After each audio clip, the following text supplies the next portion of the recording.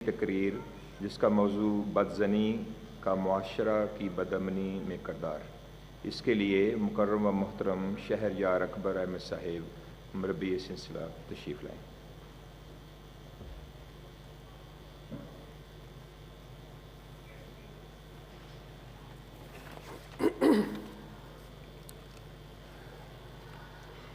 السلام علیکم ورحمۃ اللہ وبرکاتہ۔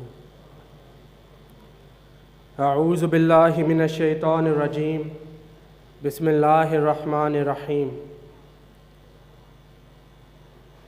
پیارے بھائیوں بہنوں، ہمارے معاشرے میں بہت سی برائیاں پھیلی ہوئی ہیں۔ ایک ان میں سے بدزنی ہے۔ بدزنی سے مراد یہ ہے کہ آپ اپنے بھائی کے متعلق مختلف خیالات پیدا کریں اور پھر یہاں تک نہ رہیں بلکہ مزید تجسس کریں،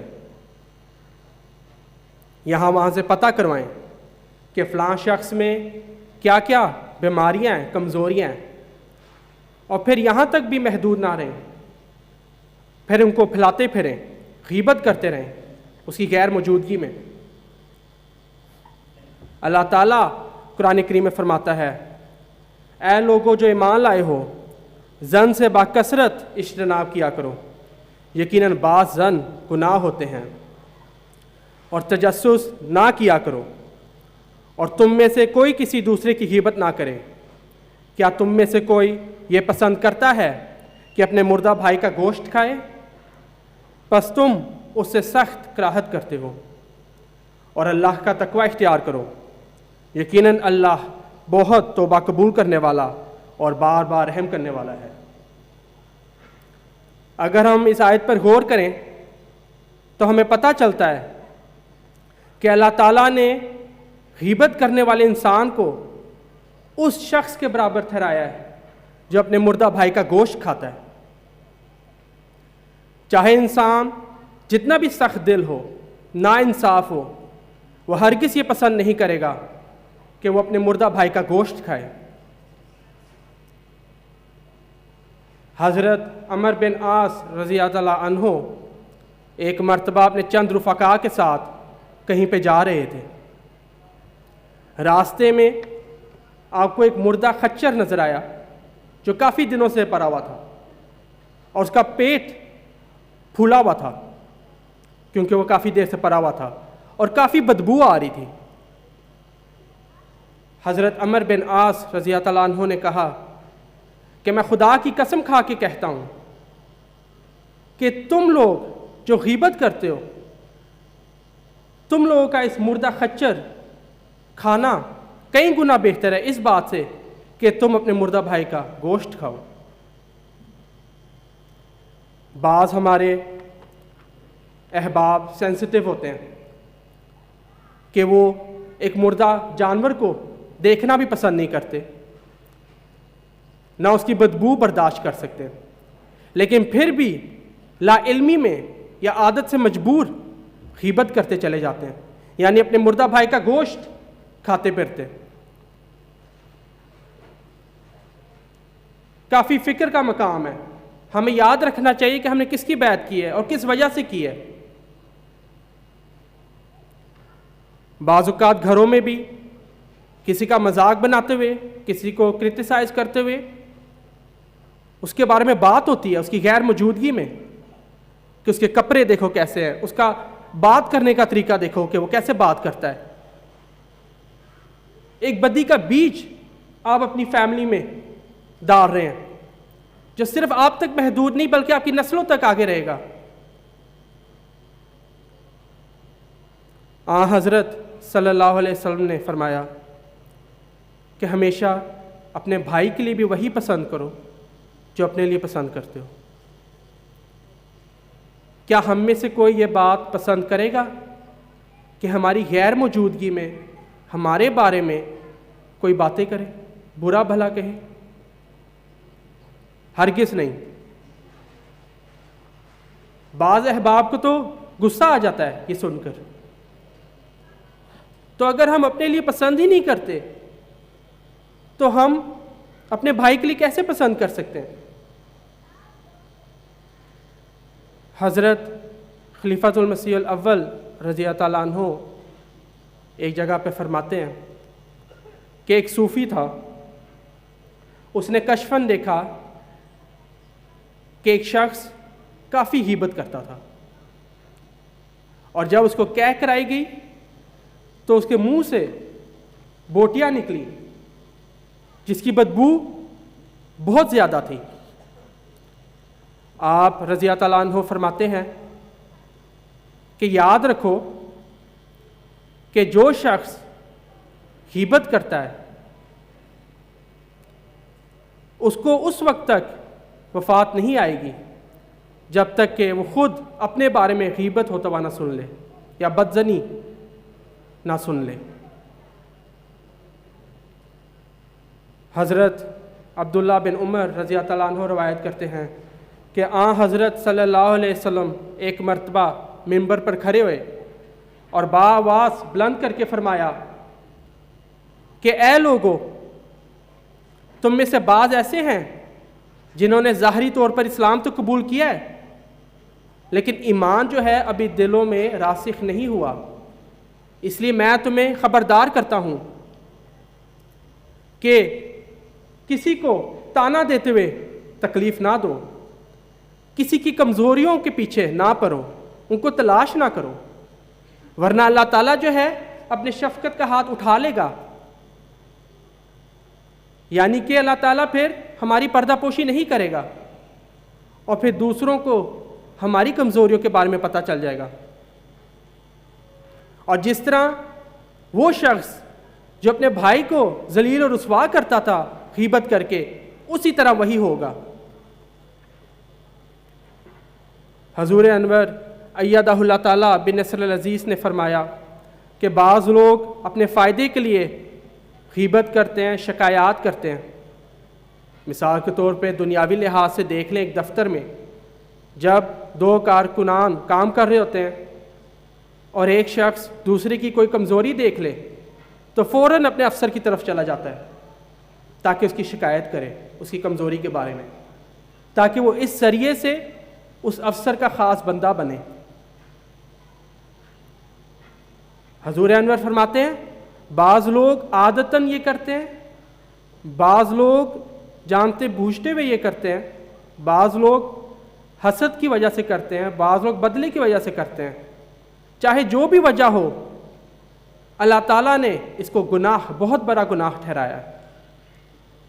حضرت صلی اللہ علیہ وسلم نے فرمایا ہے کہ ایسے لوگ نہ جنت میں داخل ہوں گے اور نہ اللہ تعالیٰ کے کبھی پسندیدہ لوگوں میں شامل ہو سکتے جب تک کہ وہ توبہ نہ کریں، حقیقی توبہ کہ آئندہ سے غیبت نہیں ہوگی۔ حضرت صلی اللہ علیہ وسلم نے پسندیدہ لوگوں کی علامات بتائی ہے۔ حضرت صلی اللہ علیہ وسلم نے فرمایا کہ اللہ تعالیٰ کے ہاں وہ لوگ پسندیدہ ہیں جو اعلیٰ اخلاق کے حامل ہوں، کے مالک ہوں، اور اسی طرح بھائی بھائی بن کے رہیں، دوسروں کے ساتھ شفقت، ہمدردی، پیار کے ساتھ رہیں، ایک دوسرے کو برا بلا نہ کہیں۔ اور اللہ تعالیٰ کے ہاں وہ شخص بہت ہی ناپسندیدہ ہے جو فساد کرے، اللہ تعالیٰ کے بندوں کو مشکلوں میں ڈالے، ان کے بارے میں بدزنیاں کرے، تجسس کرے، غیبت کرے، ان کو بدنام کرے، ان کی عزت آبرو کے ساتھ کھیلے۔ حضرت صلی اللہ علیہ وسلم نے فرمایا کہ اللہ تعالیٰ کے ہاں یہ سخت ناپسندیدہ لوگ ہیں۔ حضرت انس رضی اللہ تعالیٰ عنہ ذکر کرتے ہیں کہ حضرت صلی اللہ علیہ وسلم نے ذکر کیا، نے فرمایا کہ ایک مرتبہ معراج کے وقت، جو کہ کشفی نظارہ تھا، آپ نے گروہ کو دیکھا جن کے ناخن تانبے جتنے لمبے تھے اور اس کے ذریعے سے وہ اپنے سینوں اور چہروں کو نوچ رہے تھے۔ حضرت صلی اللہ علیہ وسلم نے پوچھا حضرت جبرائیل علیہ السلام سے کہ یہ کون لوگ ہیں، یہ کون سا گروہ ہے جن کے ناخن تانبے جتنے لمبے ہیں؟ حضرت جبرائیل علیہ السلام نے فرمایا کہ یہ وہ لوگ ہیں جو اپنے بھائیوں کا گوشت نوچ نوچ کر کھاتے تھے، غیبت کرتے تھے، دوسروں پہ تہمتیں لگاتے تھے، جھوٹا الزام لگاتے تھے، بدنام کرتے تھے. یہ وہ لوگ ہیں. حضرت عائشہ رضی اللہ عنہا بھی ایک واقعہ کا ذکر کرتی ہیں کہ ایک مرتبہ آپ حضرت صلی اللہ علیہ وسلم کے ساتھ مخاطب تھیں اور آپ نے ایک عورت کا ذکر کیا اور کہا باتوں باتوں میں کہ اس کا قد بڑا چھوٹا ہے. حضرت صلی اللہ علیہ وسلم نے فوراً روکا اور کہا کہ اے عائشہ تم نے غیبت کی ہے، آپ نے غیبت کی ہے. اس سے مراد حضرت صلی اللہ علیہ وسلم کی یہ تھی کہ حضرت عائشہ رضی اللہ عنہا نے یہ بات اس عورت کی غیر موجودگی میں کی ہے اور ہو سکتا ہے کہ اس کو یہ بات بری لگ جاتی. اس لیے ہم سب کو غور و فکر کرنی چاہیے کہ جب بھی ہم کوئی بات منہ سے نکالیں کیا میرے بھائی کو اس سے تکلیف تو نہیں ہوگی. حضرت ابو امامہ رضی اللہ عنہ ذکر کرتے ہیں کہ حضرت صلی اللہ علیہ وسلم نے فرمایا کہ ہر ایک کا اعمال نامہ قیامت کے دن اس کے سامنے پیش کیا جائے گا، اور وہ شخص جو غیبت کرتا ہے، جو دوسروں کو بدنام کرتا ہے، اس کا حال یہ ہوگا کہ جب اس کا اعمال نامہ پیش کیا جائے گا تو وہ اللہ تعالیٰ سے کہے گا کہ میں نے تو اے اللہ فلاں نیکی بھی کی تھی، فلاں قربانی بھی کی تھی، ان سب کا کیا بنا، کہاں گئے؟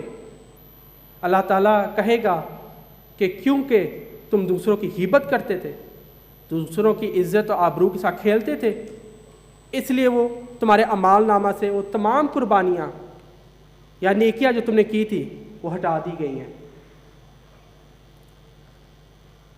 حضرت صلی اللہ علیہ وسلم نے مزید یہ بھی فرمایا کہ وہ لوگ جو غیبت کرتے ہیں اور وہ لوگ جو غیبت سنتے ہیں ادھر بیٹھے ہوئے کچھ کہہ نہیں رہے، دونوں غلط ہیں، دونوں گناہ کر رہے ہیں. جو سننے والا وہ آہستہ آہستہ ایک تو سن بھی رہا ہے اور آہستہ آہستہ وہ عادتیں اپنے اندر بھی اپنا لے گا. حضرت مسیح موعود علیہ الصلوۃ والسلام کا ایک شعر ہے، بدی پر غیر کی ہر دم نظر ہے مگر اپنی بدی سے بے خبر ہے انسان. یعنی کہ انسان کی ہمیشہ دوسرے انسان پہ اس کی کمزوریوں پہ ہمیشہ نظر رہتی ہے کہ وہ کیا کر رہا ہے کیا نہیں کر رہا، لیکن اپنی غلطیوں سے اپنی گناہوں سے غافل ہو جاتا ہے، چاہے وہ پہاڑ جتنے بڑے کیوں نہ ہوں. حضرت ابو ہریرہ رضی اللہ عنہ ذکر کرتے ہیں کہ ایک مرتبہ حضرت صلی اللہ علیہ وسلم نے ایک مجلس میں فرمایا کہ بدزنی سے کثرت سے بچو. بدزنی جو ہے وہ ایک قسم کا سخت جھوٹ ہے، اور بڑی تکلیف میں حضرت صلی اللہ علیہ وسلم نے فرمایا کہ بھائی بھائی بن کے رہو، غیبت نہ کرو، دوسروں کو نقصان نہ پہنچاؤ. اور پھر حضرت صلی اللہ علیہ وسلم نے 3 مرتبہ فرمایا، بار بار فرمایا کہ تقوی یہاں ہے، یعنی کہ دل میں تقوی یہاں ہے. حضرت صلی اللہ علیہ وسلم اسی مقصد کے لیے آئے تھے کہ وحدت قائم ہو، صرف ایمان کے لحاظ سے نہیں، یعنی کہ اللہ تعالیٰ پر، بلکہ آپس میں بھی. حضرت مسیح موعود علیہ السلام کے پاس ایک عورت آئی اور وہ نکتہ چینیاں کرنا شروع ہوگی ایک دوسری عورت کے بارے میں. حضرت مسیح موعود علیہ السلام نے اس عورت سے مخاطب ہوتے ہوئے فرمایا کہ ایک شخص تھا، وہ دوسرے کو بڑا ہی گنہگار سمجھتا تھا، وہ بھی اسی طرح نکتہ چینیاں کرتا تھا اور کہتا تھا کہ یہ پکا جہنمی ہے. قیامت کے دن اس کا حال یہ ہوگا کہ اللہ تعالیٰ اس سے پوچھے گا کہ میں نے تو تمہیں کہا تھا کہ تم اپنے بھائیوں کو ساتھ لے کے چلو، دعا کرو، حکمت پیار سے نصیحت کرتے چلے جاؤ، پردہ پوشی کرو. تمہیں یہ اختیار کس نے دیا کہ تم خدا بنو، کہ تم دوسروں کو جج کرتے پھرو، फैसला करते फिरो कि कौन जन्नती है कौन जहन्नमी है। किसने तुम्हें इसका इख्तियार दिया है? इस पर अल्लाह ताला उस शख्स को कहेगा कि तुमने ये जो हरकत की है, इस हरकत की वजह से अब तुम जहन्नम में जाओगे, और जिसके बारे में तुम नुक्ताचीनियाँ करते थे वो जन्नत में जाएगा।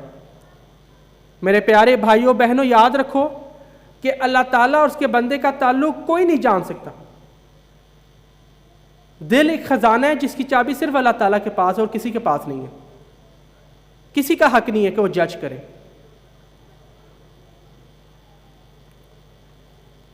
हज़रत मसीह मौऊद अलैहिस्सलाम ने गीबत करने वालों के बारे में फरमाया है कि वो लोग जो दिन रात गीबत करते हैं उनके आंसुओं की कोई अल्लाह ताला को कदर नहीं। जो अपने भाइयों को तकलीफ देते हैं, नुकसान पहुंचाते हैं, ऐसे लोगों की अल्लाह ताला को कोई परवाह नहीं।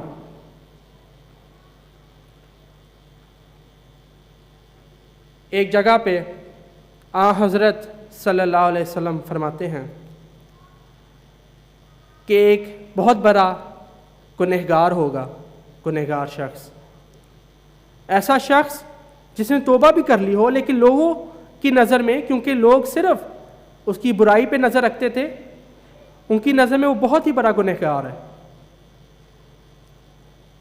लेकिन लोगों की नज़र से हट के वो हमेशा तौबा इस्तग़फ़ार करता था और उससे माफ़ी मांगी और उसने आइंदा से वो काम नहीं किए। वो शख्स जब क़यामत के दिन पेश होगा तो अल्लाह ताला जो है अपने हाथ से उसकी पर्दापोशी करेगा दूसरे लोगों से और उससे पूछेगा कि ऐ मेरे बंदे, तूने फ़लाँ फ़लाँ गुनाह किए थे। अल्लाह ताला जो गुनाह गिनवाएगा वो छोटे गुनाह हैं।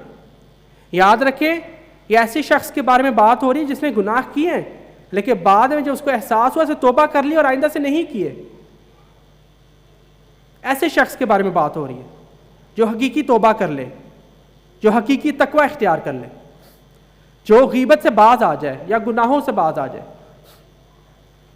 खैर, वो शख्स जो है वो इस बात का इकरार करेगा कि जितने भी उसने छोटे गुनाह किए हैं उसने किए हैं। अल्लाह ताला उससे कहेगा कि आज के दिन मैं तुम्हारे तमाम गुनाहों को माफ़ करता हूँ और हर गुनाह के बदले में 10 गुना सवाब देता हूँ। वो बंदा जिसने तौबा कर ली थी, माफ़ी मांग ली थी, परहेज़ किया था, तकवा इख्तियार किया था हकीकी, वो ये सोचेगा कि मेरे छोटे गुनाहों के बदले में तो अल्लाह ताला ने इतना रहम किया, इतनी मेहरबानी दिखाई, तो अगर मैं अपने बड़े गुनाह गिनवाऊंगा तो अल्लाह ताला मुझे क्या क्या देगा। खैर, उसने इस बात का जिक्र किया, अब अपने बड़े गुनाह जो हैं वो भी गिनवाना शुरू हो गया। अल्लाह ताला मुस्कुराएगा, हंसेगा खुशी में और कहेगा कि देखो मेरा बंदा कितना दलेर हो गया है मेरी मेहरबानी को देख के, और उसको कहेगा कि जन्नत के जिस दरवाजे से जाना चाहते हो चले जाओ। इसलिए याद रखें कि कभी सुनी सुनाई बातों में नहीं आना, कभी इंसान को जज नहीं करना, क्योंकि जैसा कि पहले भी बताया गया है, दिल एक खजाना है और उसकी चाबी सिर्फ अल्लाह ताला के पास है।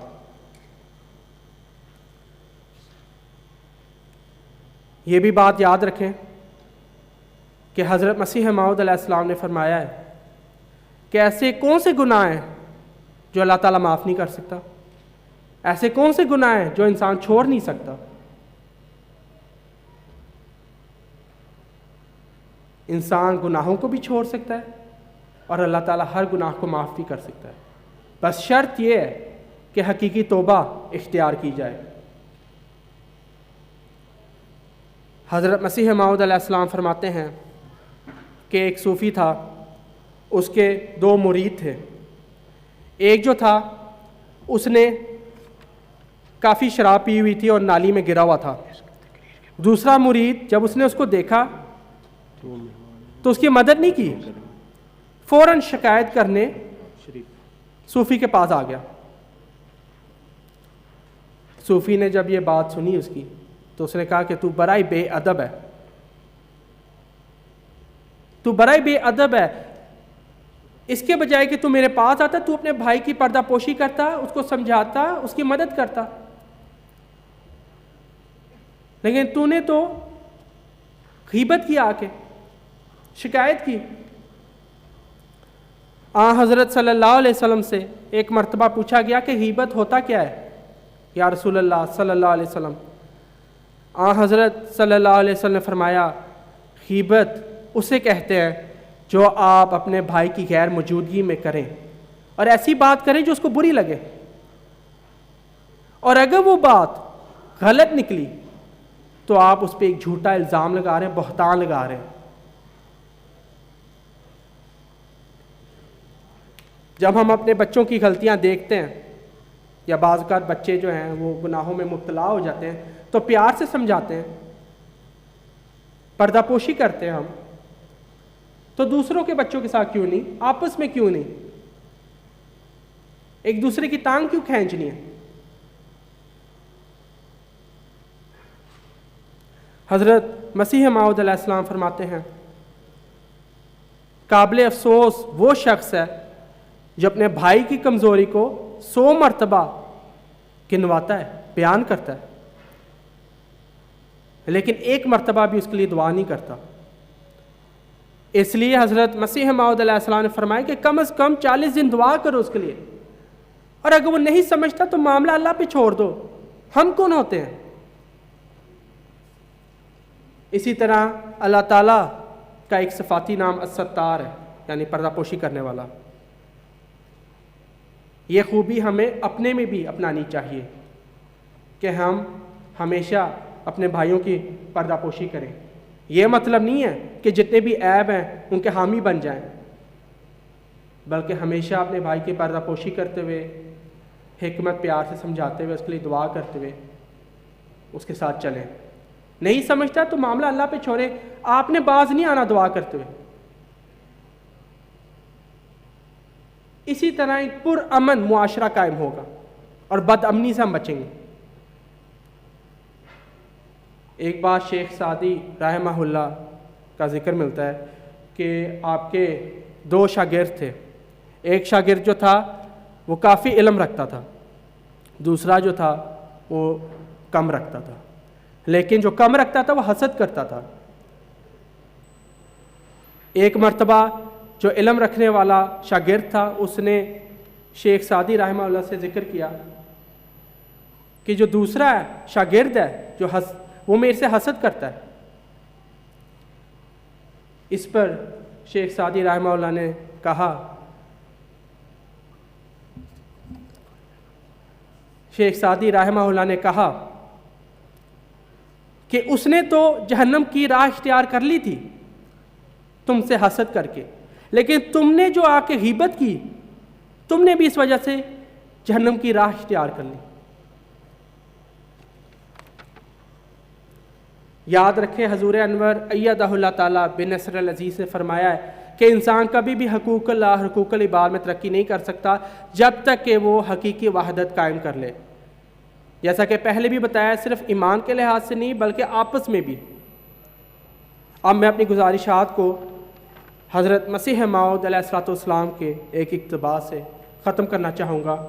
حضرت مسیح موعود علیہ السلام فرماتے ہیں، بیت کی خالص اغراض کے ساتھ جو خدا ترسی اور تقوی پر مبنی ہے، دنیا کے اغراض کو ہرگز نہ ملاؤ۔ نمازوں کی پابندی کرو اور توبہ استغفار میں مصروف رہو۔ یاد رکھیں کہ نماز جو ہے اسی کے ذریعے سے بدیاں دور ہو سکتی ہے اور نیکیوں میں ترقی ہو سکتی ہے، آزما کے دیکھ لیں۔ حضور فرماتے ہیں، نوع انسان کے حقوق کی حفاظت کرو، کسی کو دکھ نہ دو، راست بازی اور پاکیزگی میں ترقی کرو تو اللہ تعالیٰ ہر قسم کا فضل کر دے گا۔ عورتوں کو بھی اپنے گھروں میں نصیحت کرو، اپنے بچوں کو بھی کرو کہ وہ نماز کی پابندی کریں، اور ان کو گلہ شکوہ اور غیبت سے ہرگز روکو۔ پاک بازی اور راست بازی ان کو سکھاؤ۔ ہماری طرف سے صرف سمجھانا شرط ہے، اس پر عمل درآمد کرنا تمہارا کام ہے۔ تو اللہ تعالیٰ ہم سب کو اس پیغام کو سمجھنے کی توفیق عطا فرمائے۔ جزاک اللہ۔ نعرہ تکبیر، نعرہ